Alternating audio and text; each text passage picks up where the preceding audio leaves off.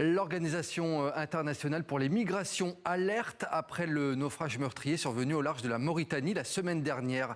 143 personnes sont mortes ou sont portées disparues en mer. Elles avaient quitté la Gambie dans l'espoir de rejoindre l'Espagne. Le récit de Golnouch Barzegar. Au large du port de pêche de Nouadhibou, une patrouille de gardes-côtes mauritaniens. Ils scrutent l'horizon, guettent les départs de pirogues. Celles des passeurs et des migrants qui tentent de rejoindre l'Europe.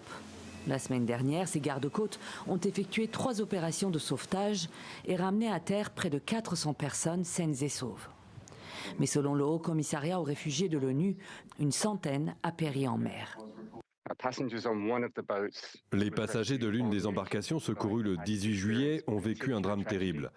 143 d'entre eux sont morts ou portés disparus et seulement 38 ont survécu. Parmi eux, il y a 2 enfants qui ont perdu tous les membres de leur famille durant la traversée. Ils se rétablissent actuellement à l'hôpital aux côtés d'autres survivants.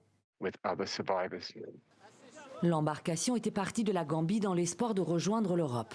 Elle a été secourue à Nouadhibou après avoir dérivé pendant près de 25 jours sur l'océan Atlantique, à mi-chemin de l'archipel espagnol des Canaries, sa destination probable. La route atlantique entre l'Afrique de l'Ouest et les îles Canaries demeure l'une des plus meurtrières au monde du fait des longues distances, des conditions océaniques imprévisibles, des embarcations surchargées et peu sûres, ainsi que des difficultés d'accès à des secours rapides. En 2024, environ 10 000 personnes sont mortes sur cette route maritime, avec un record des traversées depuis la Mauritanie, le Sénégal, la Gambie ou la Guinée. Depuis, Nouakchott a signé un partenariat avec l'Union européenne pour gérer le flux migratoire. 210 millions d'euros alloués par Bruxelles pour surveiller les côtes et arrêter les passeurs. Les missions de contrôle et de surveillance des gardes-côtes se sont renforcées. Les départs depuis la Mauritanie ont diminué. Mais ils se poursuivent plus au sud, surtout depuis la Gambie. Et l'Afrique continue de compter ses morts en mer.